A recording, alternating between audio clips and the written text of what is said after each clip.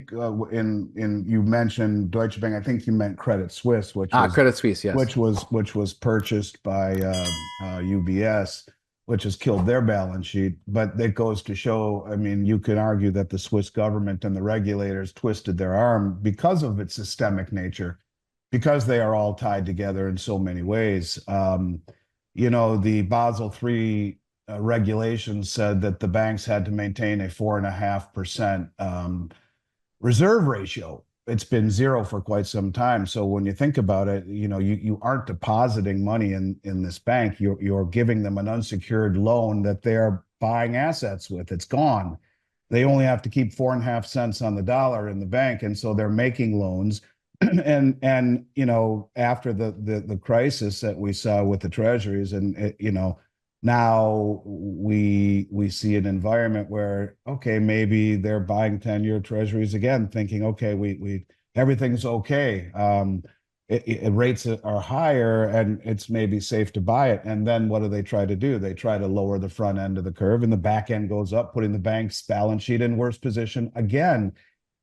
These are problems that will not go away. These are problems that are, I think, systemic to the system.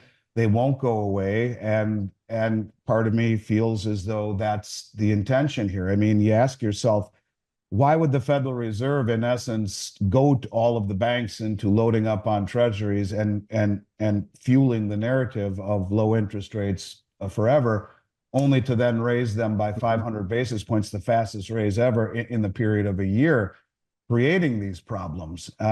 It's absolutely insanity. But I do think that the FDIC or the troubled bank list, so there's over 60 plus banks. There's probably a whole lot more than that are in real trouble. And I don't think the First National Bank of Lindsay was on that list. So anyways, yeah, I would just simply say the banks are not in good shape. If you have money in any bank account above the FDIC limit, I think it's insanity.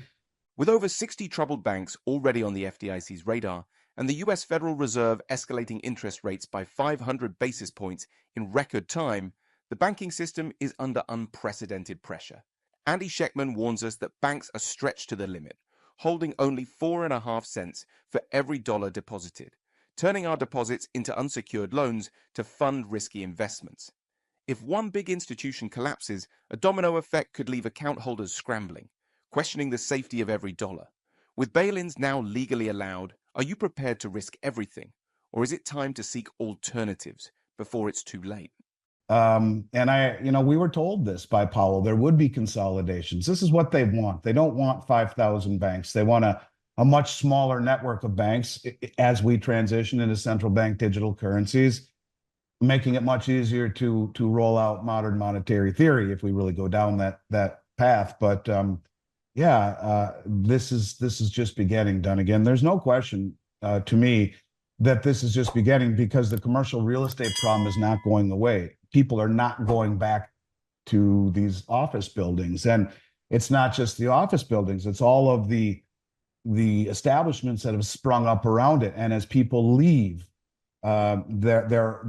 these office buildings, and there's this vacuum of there's no one there, so no one is at the restaurants and the bars and the shops and the salons, and so they start to leave. And then the people who are living in that area say, the quality of life is going down, and the lack of tax revenue starts to increase because they're not getting the tax revenue they once did. So then services start to decline, garbage collection, fire, police, and well, if the quality of life is getting this bad, then I'm out too. And it's a vicious cycle that will end up very dangerously affecting the regional bank balance sheet, which I'm surprised we haven't seen more of collapse. But it's these programs that have come in and allowed a lifeline, if you will, that seem to be coming to an end. So I guess we'll see real quick what that looks like. But for people who think along those lines of conspiracy and reality and the fine line between it, maybe they've come. Let's just pretend that they've come to the belief that he will win. Maybe this is their plan to blow up the system under his watch. And with the way the media is, they'll blame him for it. And regardless of the setup that he inherited. But I think that way. And unfortunately, that's the environment we live in. But it's that razor's edge of a situation where if the Fed doesn't come in like they have before, everyone says, well, if you just would have left your money in the stock market after '08, and you would have been made whole. Yeah, well, the Fed added $9 trillion into the kitty to support the bond market, to depress interest rates, to support the stock market, the real estate market. It's all artificial. It was all propped up by a Fed who came to the rescue. What would the world look like had they not done that? And I think that's what you need to ask yourself. And the question is, will they come to the rescue again this time? And if they do, what does the rest of the world think about holding our treasuries of any duration and our currency that is being inflated away? That's the question that has to be asked. So, you get to a point where you're so far in debt and you need you need, like, let me phrase it this way. We had the second biggest trade deficit in history last month, like 108 billion or something. Well, if that doesn't tell you how important it is for this country to be the world reserve currency, and how reliant we are on the rest of the world for imports, because we are reliant upon these people taking our dollar for their goods, and we are very reliant upon buying their goods because we've offshored so much of our production and manufacturing, and it's not sustainable. You end up compromising the world's desire to hold your currency and to hold your treasuries. That's when things start to really snowball. Now, we're not there yet, obviously, but these are the kind of actions that lead to an acceleration, lead to that moment where the world says, yeah, I don't want any more dollars, or I don't want your treasuries. And this is the rise of the BRICS and trading in local currencies, and why gold is doing what it's doing. So it's all one big dirty mess, but it's all connected together.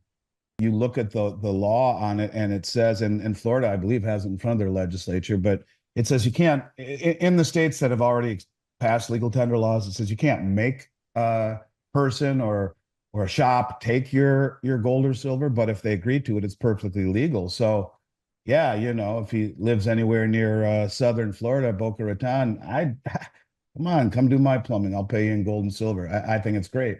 And as crazy as it sounds, you got 11 states where you could do that, and another up to 21 where it is moving in that direction. So that's sound money for you. And yeah, I agree. You look at a company like Schwab, and there were a lot of people who were citing their balance sheet looked horrible. I think they actually borrowed from the BTFP. They got a huge injection on their balance sheet, I believe, when they took TD's clients over and saved them. But yeah, I mean, the brokerages, you could argue, some are probably better than others, but I don't think that there's really any place anymore, when you put in the context of the great taking, where you can, and it's crazy to even say this, that what is safe anymore? If you can't trust the banks, if you can't trust insurance companies who are loaded with treasuries, if you can't trust brokerages, which your shares are potentially rehypothecated, where you are subordinate in ownership if there's a problem. It's really a crazy thing. When I used to always throw around without even thinking about really what it meant, it's easier to make money than to keep it, but it is.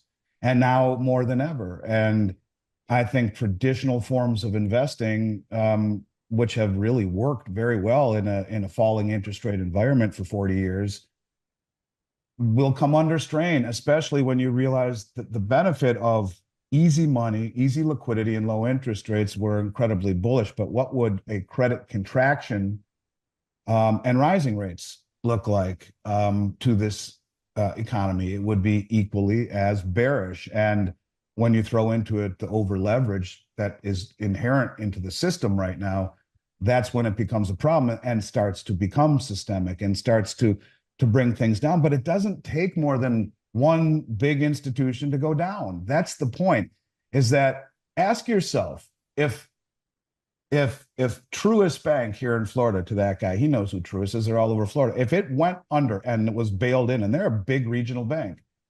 what would you all do? Would you sit on your hands and not yank your money out of the bank? Would you not call Dunnigan or myself and buy as much silver and gold as you could, would you not think to yourself, I don't really want to go to sleep tonight and think about this. I'm not going to sleep because is my bank next?